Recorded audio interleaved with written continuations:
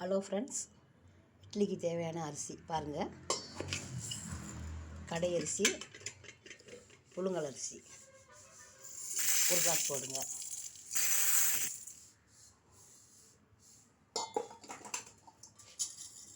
ஒரு கிளாஸ் நிறைய போடுங்க.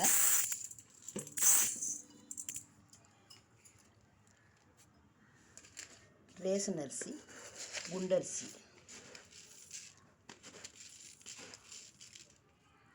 அது நல்லா ஒரு கிளாஸ் போடுங்க.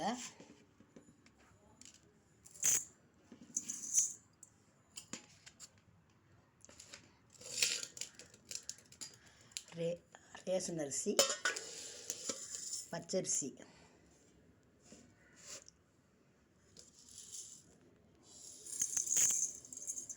ஒரு கிளாஸ் போடுங்க. மொத்தம் 3 கிளாஸு.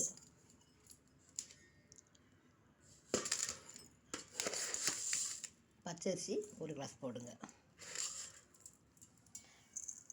மொத்தம் 4 கிளாஸ் ஆயிடுச்சு. இதுக்கு தேவையான உளுந்து 4 கிளாஸ்க்கு 1 கிளாஸ் உளுந்து போடுங்க.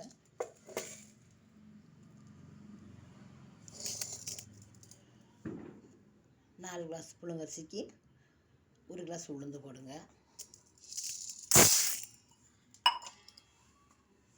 கொஞ்சம் தேவையான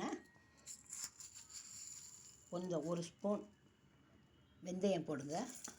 இட்லி நல்லா பஞ்சு போல் வரும், சாஃப்டாக வரும், தோசை அருமையாக வரும். இது 4 போட்டு ஊற வைங்க.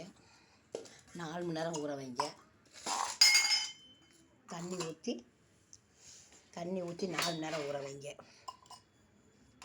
4லேருந்து 5 மணி நேரம் ஊற வைங்க. 5 மணி நேரம் ஊற வைங்க. ஊற வச்சு அதுக்கப்புறம் மாவரைங்க. உளுந்து 1 மணி நேரம் ஊறினா போதும். உளுந்து நல்லா 1 மணி நேரம் ஊறினா போதும்.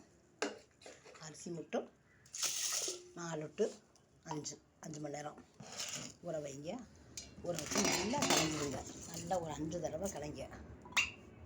அரிசியை ரேஷன் அரிசி கலந்துருக்கோம்ல, அதனால் 5 தடவை கழுவிடுங்க.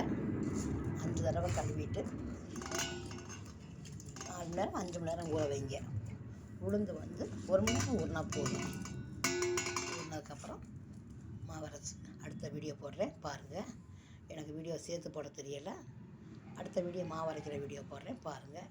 லைக் பண்ணுங்கள், ஷேர் பண்ணுங்கள், சப்போர்ட் பண்ணுங்கள். நன்றி.